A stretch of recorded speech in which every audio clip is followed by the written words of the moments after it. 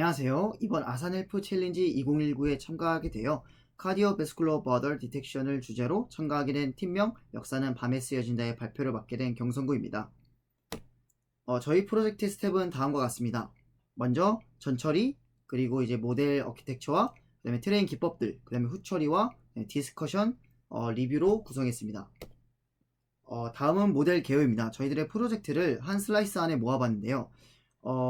고해상도의 체스트 엑스레이의 이미지를 여러가지 쉐입들이 있었는데 대략적으로 3K 곱하기 2K의 이미지들을 클라시를 통해서 전처리를 하였고, 이 전처리를 한 이미지를 리사이즈를 통해 512x512로 축소시켰습니다. 그 다음에 이제 이 이미지와 마스크를 페어로 어그멘테이션을 실행하였고요.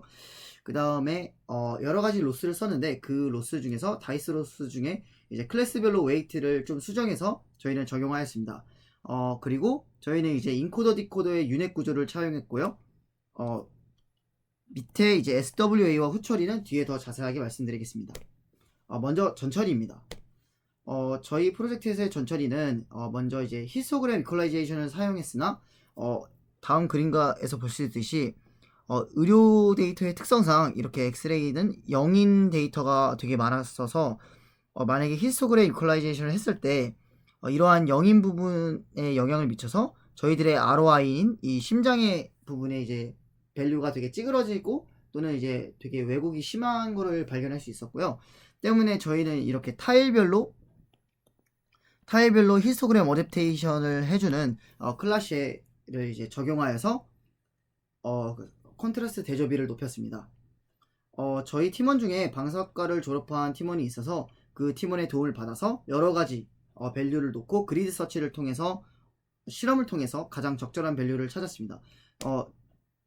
저희 모델의 경우에는 이제 클립 리미트를 75로 타일 사이즈를 2x2로 했을 때가 가장 좋아서 그걸로 이제 고정을 하여 전처리를 실행하였습니다. 그리고 이제 이러한 클라시를 적용한 이미지를 리사이즈를 통해서 512x512로 바꿔줬고, 그 다음에 저희 의료 데이터 특성상 되게 데이터의 수가 적고 또는 복잡한 구조를 갖고 있기 때문에 되게 쉽게 오버피팅이 되는 점을 고려해서 다음과 같이 되게 많은 어그멘테이션을 취해서 오버피팅을 막았었고요. 그 다음에 데이터 노멀라이제이션을 통해서 환자별로 바이어스를 막고 좀 더 훈련에 용이하게 하기 위해서 민값을 빼고 표준 편차를 나눠서 노멀라이제이션을 시켰습니다. 다음은 이제 모델 아키텍처입니다. 저희는 이제 팀원들과 같이 두 갈래로 진행을 했는데요. 처음에 저희가 이 태스크를 받았을 때 이 8개의 마스크, 즉 채널, 그러니까 클래스가 있었고, 그 8개 중에서 좀 겹치는 부분이 있더라고요. 즉 풀무너리 코너스와 DAO, LAA가 가끔 겹치는 그런 환자들이 있다고 다른 팀원들이 말했었고, 그 팀원들의 의견에 이제 수용해서 저희는 이제 인스턴스 세그멘테이션으로 문제를 생각했고, 그 중에 가장 유명한 게 마스크 RCN이라서 마스크 RCN을 먼저 시도해봤습니다.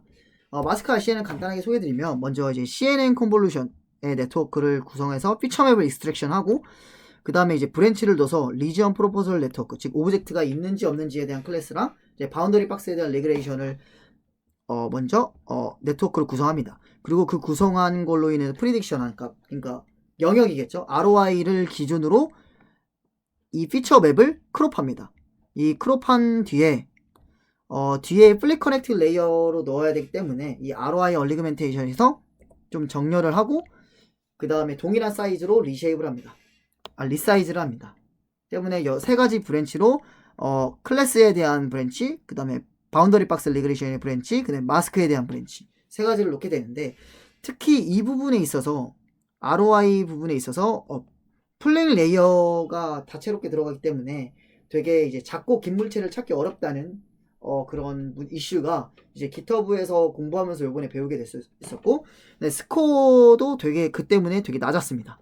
때문에 다른 갈래인 이제 유넷은 이제 세멘틱 세그멘테이션의 한 종류인데, 이 유넷이 되게 신기한 게 이제 채널을, 즉 그러니까 512x512 8을 넣었을 때 512x512 8이 마스크로 나온다는 거를 이제 설정을 통해서 구현할 수가 있었고, 덕분에 애큐레시도 굉장히 잘 나와서 저희는 이걸로 적용했습니다.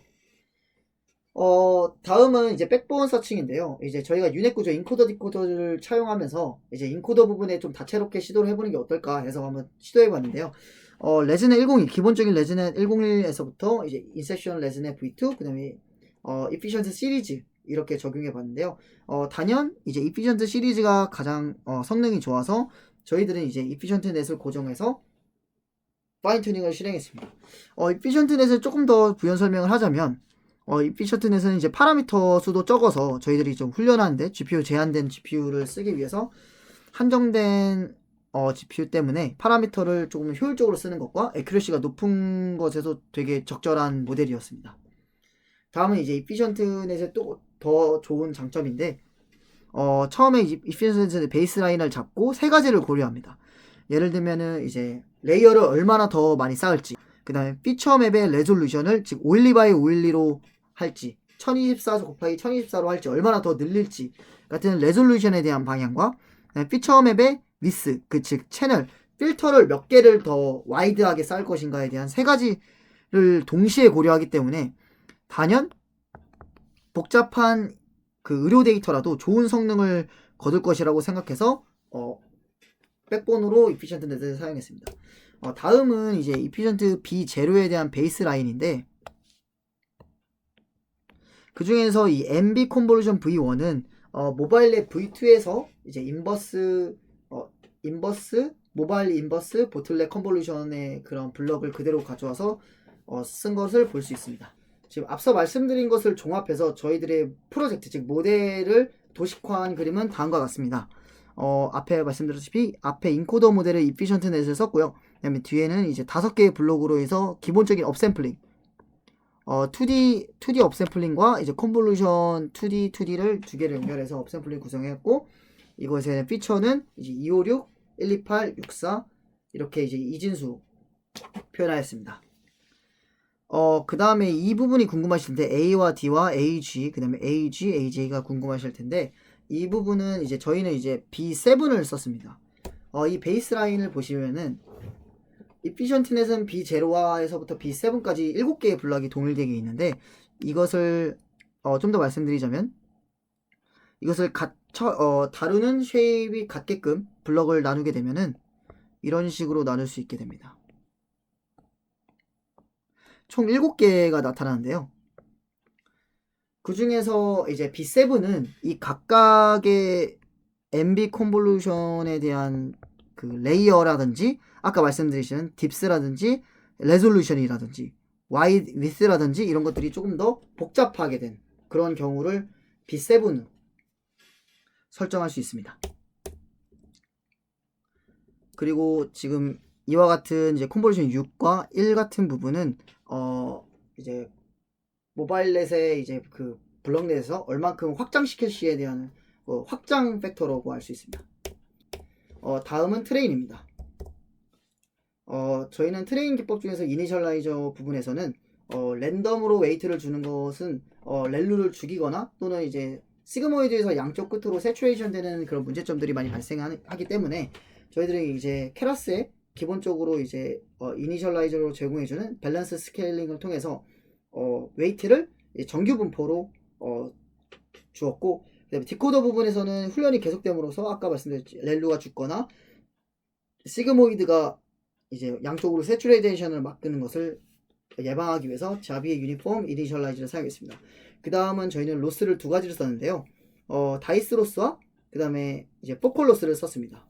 이 포컬 로스는 의료 데이터의 특성상 0인 부분이 되게 많고 이제 1인 부분이 되게 적은데, 이 1인 부분에 대해서 되게 적은 부분을 더 포컬하게 학습할 수 있는 포컬 로스를 사용했고, 그 다이스 로스 부분에서는 아까 말씀드렸듯이 DAO와 풀모너리 코너스, LAA 클래스가 많이 겹치기 때문에 저희들이 이제 상의해본 결과 이 부분에서 조금 가중치를 줘서 학습에 조금 용이하게 하는 게 어떨까 해서 설정하게 되었습니다. 그 다음은 이제 하이퍼 파라미터 중에 배치 사이즈인데요. 두 개의 GPU를 썼을 때 최대로 가져갈 수 있는 게 512x512에서는 8이었고요. 그 다음에 중간중간에 저희는 배치 노멀라이제이션을 했었습니다. 러닝 레이트는 0.00001로 설정하였고 그러나 이제 SWA 때문에 이제 러닝 레이트 스케줄러를 이제 코사인 언어로 스케줄러로 사용했습니다. 그 다음에 액티베이션은 아까도 말씀드렸듯이 겹치는 부위 때문에 지금 멀티 라벨링 태스크로 생각했고 시그모이드를 이제 적용하게 되었습니다. 저희는 에포크를 300번 돌렸습니다. 그 다음에 이제 SWA입니다. SWA는 기존의 캐글 대회에서 많이 사용하는 기법인데요. 예를 들면 한 모델에서 앙상블 효과를 누릴 수 있는 건데 에포크가 증가됨에 따라서 모델 웨이트가 모델이 많이 쌓일 테고 그 모델이 만약에 이 모델이 100번째 모델이고 150번째, 200번째 모델이라고 치면은 이 모델들을 가중평균했을 때 WSWA라는 웨이티드가 완성이 됩니다. 그 웨이티드는 예를 들면은 트레인을 할 때 가중평균을 하는 것은 이제 이쯤 되게 되는데 테스트 할 때는 로스가 되게 낮은 거를 볼 수가 있습니다. 예를 들면 이제 오버피팅을 막고 정확도를 높게 가져가는 기법 중에 하나로 저희들도 이걸 똑같이 사용했고요. 이것을 다른 그림을 봤을 때 예를 들면은 러닝 레이트를 하나로 고정하게 되면은 이 모델 자체가 에포크가 증가됨에 따라 쭉 한 번 이제 타게 되는데 이 옵티마이저가 여러 번 이제 로스에 대한 계곡들을 이리저리 탐사하면서 많은 에포크에 대한 모델들이 저장되게 되고 이 모델들의 가중평균을 하나의 이 SWA를 완성하게 되는데 이 SWA를 통해서 많은 오버피팅을 막고 높은 정확도를 갖게 되는 것을 알 수가 있습니다. 때문에 저희가 이제 여러 지점을 횡단하기 때문에 아까 말씀 못 드렸던 게 이제 러닝 레이트에 대한 스케줄러를 사용했고 이 오른쪽에 있는 것은 이제 저희가 실제 요번 그 태스크 때 사용했던 러닝 레이트입니다. 저희는 이제 이 케라스의 함수에 있는 코사인 어뉴얼 스케줄러를 사용했습니다. 그 다음은 후처리입니다. 어떻게 보면은 이번 태스크의 가장 점수에 연관이 큰 것이 이제 후처리이지 않았나 싶을 정도로 되게 중요했는데 평가 함수에 불린으로 값을 처리하기 때문에 이제 적당한 스레시홀드가 필요함을 느꼈습니다. 때문에 연속적이지 않지만 어떤 여러 가지의 숫자를 뿌려주는데 이 불린으로 읽게 되면은 0.0001만 돼도 1로 읽기 때문에 그것에 대한 바이너리 스레시홀드를 조정하기 위해 저희는 그리드 서치로서 접근을 했습니다. 그리드 서치를 하기 전에 이제 0에서 1 사이 값을 조금 더 세분화한 이제 스레시홀드를 조정하기 위해서 0에서부터 255로 설정하였고 그 스레시홀드에 대한 이제 밸류를 검색할 때 어떻게 했냐면 예를 들면은 얘가 이제 90점이 나왔다고 치면은 이 두 개를 사이를 또 한번 다시 보는 그러니까 점점 세분화하게 되는 게 찾고 저희는 이제 적당한 스레시홀드가 이제 158로 설정을 했습니다. 다음은 디스커션 및 후기입니다. 제 경우에는 이제 요번에 처음으로 의료 데이터를 만질 수 있었던 것에 큰 의의를 둘 수 있었고 세그멘테이션 처음 하게 되었는데 저는 프로젝트를 하면서 이번에 되게 많은 것을 배우게 돼서 되게 값졌습니다. 다만 아쉬웠던 점은 이제 전처리에 대한 결과나 프리딕션을 볼 수가 없었던 거에 대한 답답함이 조금 아쉬웠습니다.